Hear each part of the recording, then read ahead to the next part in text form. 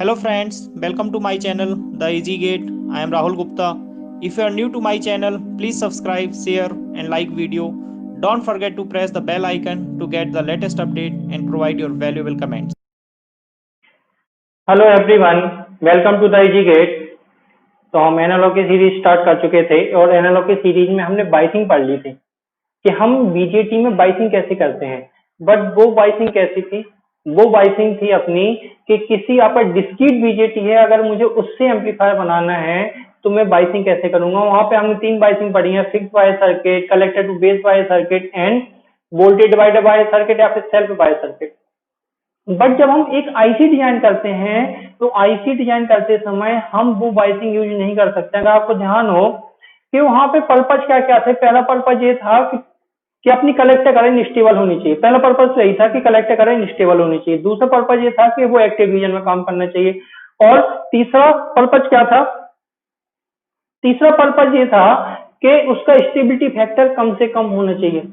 Stability factor अगर कम से कम है तो इसका मतलब कलेक्टर करंट कैसे हो जाएगी, स्टेबल हो जाएगी, इसमें थर्मल रनअवे अकर नहीं होगा। हमें ऐसी बाइसिंग करनी है कि ताकि उसमें थर्मल रनअवे अकर ना हो।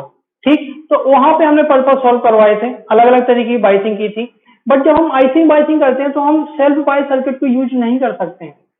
क्यों? क्योंकि वहां पे आपके R1 और R2 दो लार्ज रेजिस्टेंस थे और दोनों लार्ज रेजिस्टेंस अगर मैं आईसी में डिजाइन करूंगा तो वो बहुत ज्यादा एरिया कवर करेंगे। जो R1 और R2 की वैल्यू थी वो आपकी किलो ओम में थी, 50 किलो ओम, 80 किलो ओम इसके आसपास होती है। तो वो आईसी में बहुत ही ज्यादा एरिया कवर करेंगे। इंटीग्रेटेड सर्किट जब हम डिजाइन करते हैं, इंटीग्रेटेड सर्किट एम्पलीफायर जब हम डिजाइन करते हैं तो उसको हम यूज नहीं कर सकते हैं। इसका मतलब सेल्फ बायस सर्किट को हम आईसी एम्पलीफायर में यूज नहीं कर सकते हैं, उसमें हमें कुछ स्पेशल बाइसिंग ही करनी पड़ेगी। तो पहली बाइसिंग है बेसिक करंट मिरर सर्किट। तो आज का टॉपिक यही है, basic current mirror circuit, that mean biasing in IC amplifier, जिसको हम बहुत डिटेल में बहुत अच्छे से पढ़ने वाले हैं कि इसका एप्लीकेशन क्या है, इसको हम और कहां कहां यूज कर सकते हैं, क्योंकि इससे क्वेश्चन भी आए हुए हैं और इसका यूज आगे भी होने वाला है। कई जगह इसका यूज मिलेगा आपको। कई कई बार ऐसे क्वेश्चन आ जाते हैं कि आपको अगर एक्टिव लोड की तरह यूज करना है क्या किसी चीज को, तो आप किसको यूज करोगे? एक्टिव लोड का एग्जांपल क्या है? तो वो एग्जांपल यही है, बेसिक करंट मिरर सर्किट। तो अभी मैं बताऊंगा एक्टिव लोड है क्या बेसिकली। तो मैंने आप लोगों के लिए एक टेलीग्राम ग्रुप बनाया है, आप लोगों को दिख रहा होगा ऊपर ऊपर साइड में कुछ आपका चल रहा है, वहां पे मैंने लिखा हुआ है, जो टेलीग्राम ग्रुप है उसका नाम है the Easy gate Rahul Kumar Gupta sir. तो उसको आप ज्वाइन कर सकते हैं और वहां पर आपकी टेलीग्राम चैनल भी है, उसको भी आप ज्वाइन कर सकते हो, जिससे आपको लेटेस्ट अपडेट मिल सके कि आगे आपका क्या होने वाला है। कोई आपका न्यू अनाउंसमेंट होगा, कोई नया सब्जेक्ट होगा, तो उससे आपको पहले पता लग जाएगा कि नया सब्जेक्ट स्टार्ट होने वाला है। और इस चैनल को सब्सक्राइब जरूर करें। तो आज का टॉपिक स्टार्ट करते हैं। आज का टॉपिक है बेसिक करंट मिरर सर्किट। तो बेसिक करंट मिरर सर्किट है क्या? इसमें दो ट्रांजिस्टर हैं, Q1 और Q2, दोनों आइडेंटिकल ट्रांजिस्टर हैं और उसको कुछ इस फैशन में कनेक्ट किया गया है, जैसा आपको सर्किट दिख रहा है कि जिसमें दोनों के बेस कैसे हैं, एक दूसरे से शॉर्ट हैं, और जो Q1 का कलेक्टर और बेस कैसे हैं, एक दूसरे से शॉर्ट हैं। जब किसी ट्रांजिस्टर का कलेक्टर और बेस शॉर्ट होते हैं उसको हम कहते हैं डायोड कनेक्टेड ट्रांजिस्टर। तो बेसिकली Q1 क्या है? Q1 is the diode connected transistor. Q1 is called diode connected transistor.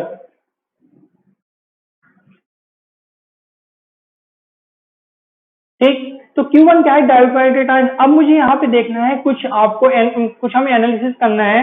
तो सबसे पहले तो मैं यहाँ पे करंट इंडिकेट करता हूँ, कौन कौन सी करंट होगी।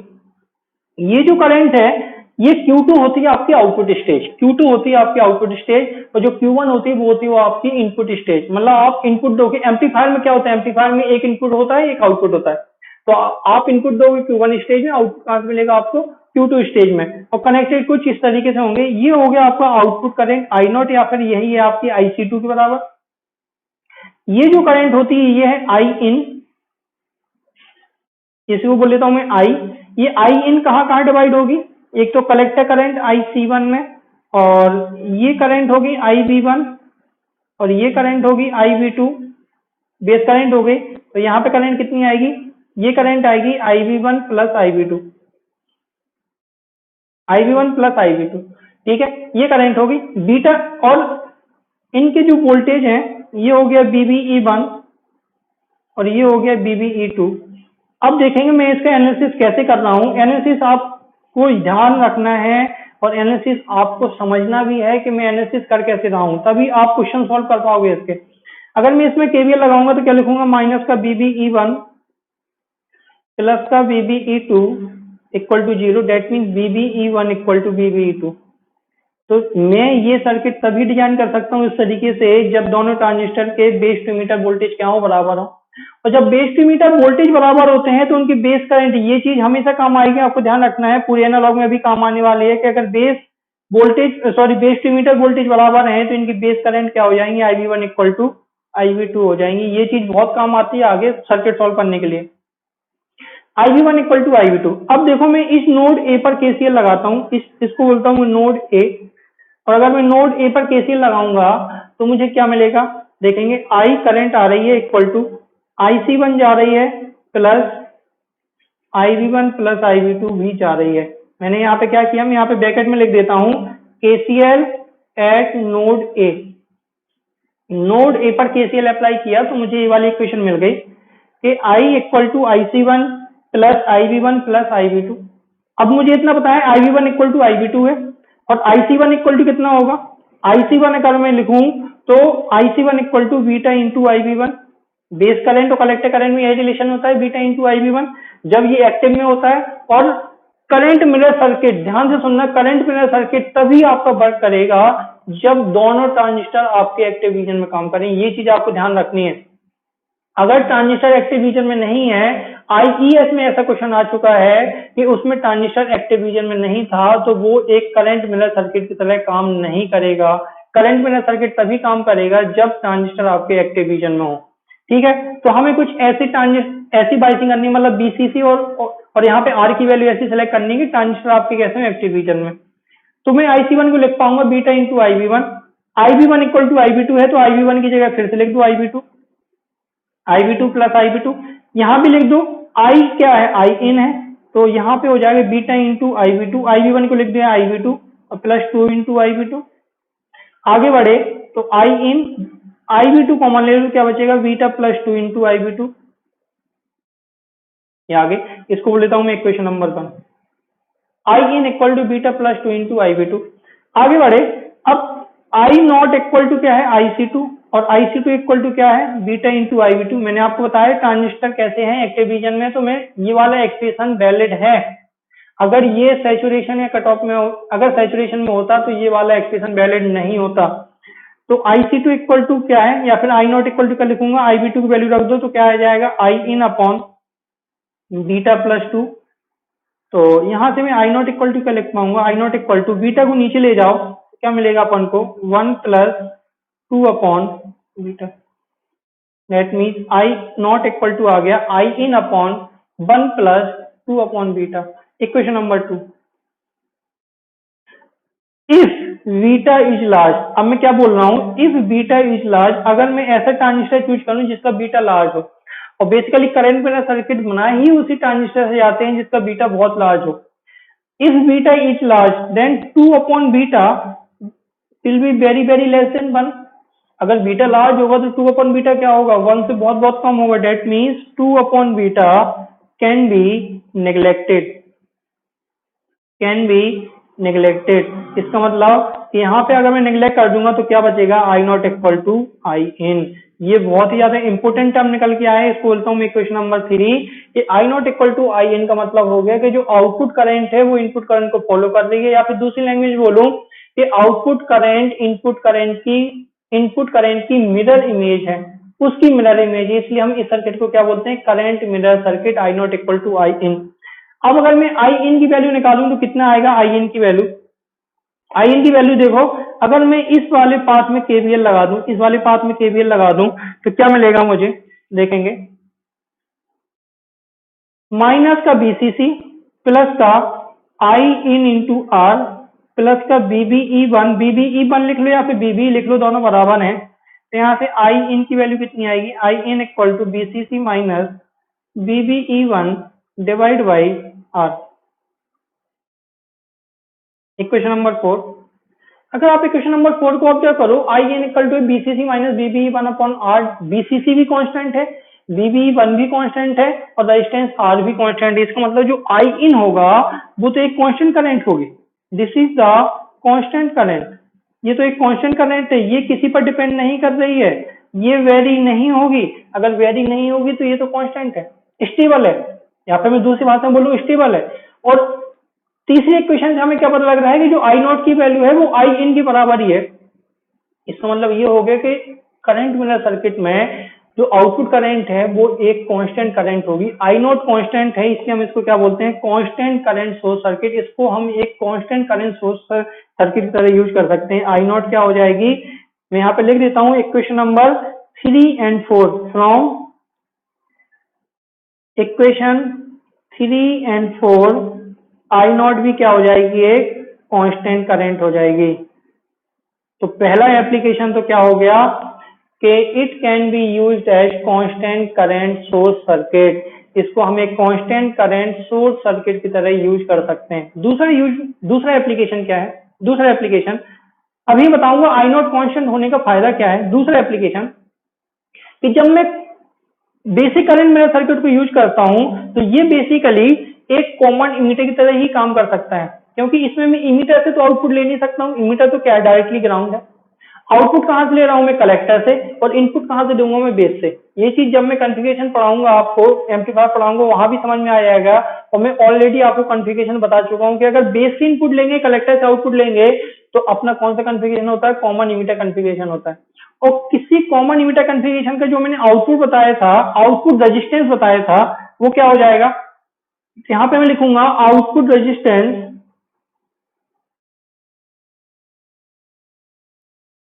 Of current mirror circuit, current mirror circuit will be the output resistance of Q2। जो आउटपुट रेजिस्टेंस Q2 का आउटपुट रेजिस्टेंस है, वही क्या हो जाएगा, output resistance of current mirror circuit. और कितना होगा वो आउटपुट, वो आपको अगर ध्यान हो, अगर आप लोगों ने मेरी कॉमन इमीटर कॉन्फ़िगरेशन देखा हो पहले, जब मैंने उसकी कैरेक्टरिस्टिक बताई थी, तो आउटपुट रेजिस्टेंस मैंने वहां पे निकलवाया था कि आउटपुट रेजिस्टेंस कितना होता है, BC plus BA upon R, sorry not R, this is IC। और अगर आपने नहीं देखा है कॉमन इमीटर कॉन्फ़िगरेशन, तो सबसे पहले आप कॉमन इमीटर कॉन्फ़िगरेशन की कैरेक्टरिस्टिक देखो। वहां पे मैंने आउटपुट रेजिस्टेंस निकलवाया था कि आउटपुट रेजिस्टेंस कितना होता है, वो होता है BC plus BA upon IC। अब मैं अगर एक एग्जाम्पल लूं, एक छोटा सा एग्जाम्पल लेता हूं, एक मैथमेटिकल एग्जाम्पल, कि मान लेते हैं BCE इक्वल टू है 5 वोल्ट, BA क्या होता है, अर्ली वोल्टेज मान लेते हैं वो है 80 वोल्ट, और जो IC फ्लो हो रही है वो हो रही है मान लो 1 मिली एम्पियर। जो IC है वो है 1 मिली एम्पियर। तो आर नॉट कितना आएगा, आर नॉट इक्वल टू आएगा 5 plus 80 divide by 1 milli ampere, that means 85 kilo ohm. जो आउटपुट रेजिस्टेंस है वो तो 85 किलो ओम आए, या फिर हम थोड़ा सा भी अगर थोड़ा सा बढ़ा दें तो ये तो हंड्रेड्स ऑफ किलो ओम में आएगा, मतलब very very large, very very large. और किसी भी सर्किट को एनालॉग में आपको यही देखना है, किसी भी सर्किट को हम एक रेजिस्टेंस अगर रिप्लेस करेंगे, अगर मैं इस करंट मिरर सर्किट को एक रेजिस्टेंस से रिप्लेस करूंगा तो उस रेजिस्टेंस की वैल्यू बहुत ज्यादा होगी। कितनी होगी वो, 85 किलो ओम होगी। तो इसका मतलब अगर मैं इस सर्किट को किसी लोड की जगह लगा दूं, किसी भी एम्पलीफायर का जो गेन होता है, हमेशा ध्यान रखना, जो गेन होता है, गेन ऑलवेज प्रोपोर्शनल होता है लोड के, कि लोड रेजिस्टेंस कितना है, लोड रेजिस्टेंस जितना ज्यादा होगा उसका गेन उतना ही ज्यादा होगा। तो अगर मैं किसी लोड की जगह, अगर मैं चाहता हूं कि गेन ज्यादा हो, तो पहले दिमाग में आएगा सर एक रेजिस्टेंस लगा दो 100 किलो ओम का। बट अगर 100 किलो ओम का रेजिस्टेंस लगाओगे तो वो आईसी चिप में एरिया बहुत ज्यादा कवर करेगा। तो हमने क्या किया, एक रेजिस्टेंस की जगह बेसिक करंट मिरर सर्किट लगा दिया। इसी को हम क्या बोलते हैं, एक्टिव लोड। कि हम लोड की जगह क्या लगा रहे हैं, एक ट्रांजिस्टर से बना हुआ सर्किट लगा रहे हैं। ट्रांजिस्टर क्या है, एक एक्टिव डिवाइस है। तो इसका मतलब क्या हो जाएगा, it is act as active load. तो एप्लीकेशन क्या क्या हो जाएंगे, अभी हमने दो एप्लीकेशन पढ़ लिए। पहला एप्लीकेशन तो था, अगर मैं एप्लीकेशन की बात करूं तो एप्लीकेशन क्या है इसके, तो पहला तो एप्लीकेशन तो क्या हो गया कि it is used as constant current source circuit, constant current source circuit. अब कांस्टेंट करंट सोर्स सर्किट का मतलब क्या है, अपना पर्पज क्या था वहां पे बाइसिंग करने का कि कलेक्टर करंट स्टेबल होनी चाहिए, और आउटपुट अगर मैं इसकी बाइसिंग करता हूँ, इस तरह की बाइसिंग करता हूँ जिसमें कलेक्टर करंट ऑलरेडी आपकी कांस्टेंट है, स्टेबल है, तो अपना वो पर्पज भी सॉल्व हो गया कि कलेक्टर करंट स्टेबल होनी चाहिए, हमें कुछ एक्स्ट्रा एफर्ट नहीं करना पड़ा इसमें कलेक्टर करंट कैसी, आउटपुट करंट कैसी आपकी कांस्टेंट है। Second it is used as active load. Load basically दो तरीके के होते हैं, इससे कई बार क्वेश्चन पूछा गया है। जो लोड है वो बेसिकली दो तरीके के होते हैं, एक तो होता है पैसिव लोड, एक होता है पैसिव लोड। पैसिव लोड का मतलब है RLC, जब आप लोड पे कोई रेजिस्टेंस, इंडक्टेंस या कैपेसिटेंस लगाओगे तो उसको हम बोलेंगे पैसिव लोड।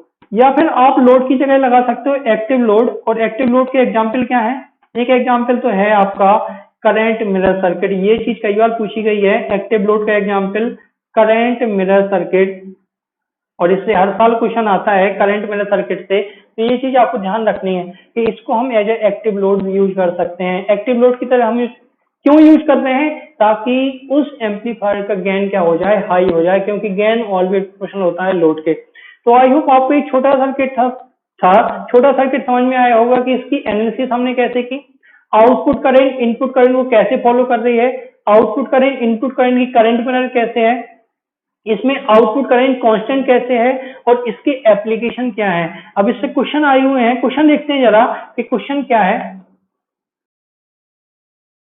देखेंगे ये क्वेश्चन है, in the silicon BJT, silicon उसने बोल दिया है, तो सिलिकॉन का मतलब है already BB1 equal to 0.7 volt है। अदरवाइज मैंने इसकी वैल्यू लिख दी है, इस क्वेश्चन में ही लिख दी है मैंने, आप देखो ये मैंने ब्लैक पेन से लिख दी है BB1 इक्वल टू 0.7 वोल्ट। और अगर उसने सिलिकॉन बोल दिया है तो वो बाय डिफॉल्ट होगा कि BB1 की वैल्यू कितनी है, 0.7 वोल्ट है, बेस में मीटर वोल्टेज 0.7 वोल्ट है। ठीक है, आगे बढ़ते हैं। Circuit shown below, assume that the emitter area of transistor Q1 is half that of transistor Q2। ये बहुत ज्यादा इंपॉर्टेंट आपकी लाइन है, इसको मैं एम्फेसाइज करता हूँ यहाँ पे। The emitter area of transistor Q1 is half that of transistor Q2। Emitter का जो एरिया है Q1 का वो Q2 से हाफ है। जब अपन ने बीजेटी पढ़ा था तो हमने कुछ बीजेटी ऐसा बनाया था, ये बनाया था हमने बीजेटी ऐसा कुछ, ये इमीटर था, ये बेस था, ये कलेक्टर था, ये है टोटल इमीटर एरिया, ये था टोटल इमीटर एरिया। अब वो क्या बोल रहा है, जो इमीटर का एरिया है Q1 का वो Q2 से हाफ है, और इमीटर का काम क्या होता है, इमीटर का काम होता है कैरियर को प्रोवाइड करना। इसका मतलब इमीटर एरिया जितना कम होता जाएगा, सारी की सारी करंट क्या होती जाएंगी, उतनी कम होती जाएंगी। इसका मतलब अगर Q1 का इमीटर एरिया Q2 से हाफ हो गया है तो इसकी जो भी करंट होगी वो इससे हाफ हो जाएंगी। इसका मतलब अब दोनों ट्रांजिस्टर आइडेंटिकल नहीं है। इस क्वेश्चन में कहने का मतलब ये है कि अब दोनों ट्रांजिस्टर आइडेंटिकल नहीं है। अगर आइडेंटिकल नहीं है तो क्या इफेक्ट होगा, अभी हमने जो ऊपर पढ़ा था वो हमने पढ़ा था आइडेंटिकल ट्रांजिस्टर। आइडेंटिकल का मतलब होता है कि पूरा इनका जो एरिया है वो सेम है, इसलिए BB1 इक्वल टू BB2 जब हुआ था तो IB1 इक्वल टू IB2 हो गया था। बट यहाँ पे जब BB1 इक्वल टू BB2 होगा तो यहाँ पे IB1 इक्वल टू IB2 नहीं होगा, क्योंकि यहाँ पर सेम वोल्टेज पर, अगर मैं बोलूं BB1 equal to 0.7, BB2 equal to 0.7, same voltage पर जो करंट होगी वो कम होगी जिसका एरिया कम होगा। तो एरिया किसका कम है, Q1 का एरिया कम है। तो इसका मतलब ये हो जाएगा कि अगर एरिया ऑफ, मैं ऐसे लिखता हूं, area of Q1 is area of Q2 divide by 2, Q2 के एरिया से क्या है, हाफ है, तो यहाँ पे बोल पाऊंगा जो IB1 की वैल्यू है वो IB2 डिवाइड बाई 2 है। जो IB1 इक्वल टू है वो IB2 डिवाइड बाई 2 है। इसका मतलब जो करंट हो जाएगी वो हाफ हो जाएगी। ये चीज आपको ध्यान रखनी है, बहुत ज्यादा इंपॉर्टेंट पॉइंट है ये। अब हम थोड़ा सा अलग से एनालिसिस करते हैं कि वहां पे अपनी क्या आया था, I0 इक्वल टू I इन आया था। अब I0 इक्वल टू I इन नहीं आएगा। अब मैं पहले एनालिसिस करता हूं, फिर मैं आपको डायरेक्टली बोल दूंगा कि अगर ऐसा कोई क्वेश्चन आए तो आप डायरेक्टली सॉल्व कर सकते हो। तो देखो इसमें β1 और β2 की वैल्यू अगर आप ऑब्जर्व करो, एक की है 700, एक की है 715, मतलब बहुत लार्ज है, ऑलरेडी बहुत लार्ज है। फिर भी हम क्या मान के चल रहे हैं कि 700, 715 लगभग लगभग बराबर है, मतलब दोनों की बीटा बराबर है, क्योंकि अभी मुझे इसका एनालिसिस करना है। एनालिसिस पर्पज के लिए मैं थोड़ा सा आगे बढ़ता हूँ। मैं क्या लिखूंगा देखेंगे कौन कौन सी करंट है। ये अपनी करंट क्या होती थी, आई इन होती थी, आपको ध्यान होगी। आई इन कहाँ कहाँ डिवाइड होगी, ये IC1 में डिवाइड होगी। और यहाँ पे कौन कौन सी करंट आती थी, IV1 प्लस IV2, ध्यान होगी आपको, अभी मैंने बताया है ऊपर IV1 प्लस IV2। ठीक है, तो मैं यहाँ पे फिर से वही KCL लगाता हूँ कि आई इन इक्वल टू क्या हो जाएगा, IC1 प्लस IV1 और प्लस IV2। ठीक है, अब मुझे इतना पता है, अब IV1 इक्वल टू IV2 नहीं है, अब है IV1 equal to IV2 divide by 2। तो आई इन इक्वल टू क्या हो जाएगा, आई इन इक्वल टू IC1 को फिर से लिख दो बीटा इंटू IV1, अभी मैं मान के चल रहा हूँ दोनों के बीटा बराबर है, प्लस IV1 की वैल्यू रख दो IV2 डिवाइड बाई 2 प्लस का IV2। I in equal to IV1 को फिर से लिख दो IV2 divide by 2 plus 3IV2 divide by 2, ये दोनों जुड़ जाएंगे। आई इन इक्वल टू यहां से बीटा बाई 2 कॉमन ले लो, sorry IV2 divide by 2 common ले लो तो क्या बचेगा, IV2 डिवाइड बाई 2 कॉमन ले लो तो क्या बचेगा, बीटा प्लस 3। इसको बोलता हूं मैं इक्वेशन नंबर 1। अब आई नॉट इक्वल टू क्या है, IC2 इक्वल टू होता है बीटा इंटू IV2। अभी मैं बीटा सेम ले रहा हूं, आप बीटा 1 बीटा 2 भी ले सकते हो, कोई दिक्कत नहीं है, क्योंकि बीटा बहुत लार्ज है। फाइन, आपके पास आंसर वही जाएगा। तो बीटा IV2 की वैल्यू रख दोगे तो कितना आएगा, 2 into I in upon beta plus 3। Beta को फिर से नीचे ले जाओ तो क्या बचेगा, 2 into I in divide by 1 plus 3 upon beta. ये होगी आपकी आई नॉट की वैल्यू, I not equal to 2 into I in upon 1 plus 3 upon beta. If beta is large, already आपको दिया गया है कि बीटा की वैल्यू 700, 705, 715 बहुत ज्यादा है। अगर आप 3 अपॉन 700 करोगे तो 1 से तो बहुत बहुत कम आएगा, बहुत कम आएगा। Beta is large, that mean 3 upon beta can be neglected, इसलिए मैंने आपको बोला था आपको एनालिसिस अच्छे से पता होना चाहिए। तो अगर नेग्लेक्ट करोगे तो आई नॉट की वैल्यू 2 इंटू आई इन आएगी। वहां पे क्या आ रही थी, वहां पे आ रही थी आपकी आई नॉट इक्वल टू आई इन, वो एक परफेक्ट करंट मिरर सर्किट था। ये करंट मिरर सर्किट नहीं है, ये एक परफेक्ट करंट मिरर सर्किट नहीं है। इसमें तो हमें क्या निकालना है, इसमें हमें आई नॉट की वैल्यू निकालनी है, कितनी होगी। तो आपको ध्यान रखना है, ये वाला जो पॉइंट था यहाँ पे, ये बहुत ज्यादा इंपॉर्टेंट है। अब आप सिंपल याद रख सकते हो, अगर ऐसा कुछ आ जाए करंट मिरर सर्किट में, बोल दे कि इसका एरिया डबल है, ट्रिपल है, जितने टाइम हो जाएगा तो उतने करंट, आपकी आउटपुट करंट भी उतनी ही टाइम बढ़ जाएगी। यहाँ पे देखो आउटपुट करंट अगर डबल था एरिया, तो करंट कितनी होगी, डबल होगी इनपुट से। अब मुझे सिंपल है आई इन की वैल्यू निकाली, तो आई इन की वैल्यू निकालने के लिए मैं यहाँ पे KVL लगा देता हूँ। कौन से पाथ में, मैं इस वाले पाथ में KVL लगा देता हूँ। तो क्या मिलेगा मुझे KVL से, देखेंगे 9.3 K into I in plus 0.7, BB की वैल्यू कितनी है 0.7 माइनस 10 इक्वल टू 0। तो जो आई इन की वैल्यू आएगी वो कितनी आएगी, 10 minus 0.7 divide by 9.3 K, that means you will get 1 milli ampere. तो फ्रॉम, इसको बोलता हूं मैं इक्वेशन नंबर 2 और इसको बोलता हूँ इक्वेशन नंबर 3। तो इक्वेशन नंबर 3 से आई नॉट की वैल्यू कितनी आ जाएगी, वो आ जाएगी 2 into 1 milli ampere, that means 2 milli ampere. Answer कितना हो जाएगा, I not equal to 2 milli ampere. ये था एक छोटा सा क्वेश्चन जो करंट मिरर सर्किट से आया हुआ है, और हर साल छोटे छोटे क्वेश्चन आते हैं एक एक नंबर का। ये भी 1 नंबर का ही क्वेश्चन था, 2010 का क्वेश्चन है गेट का।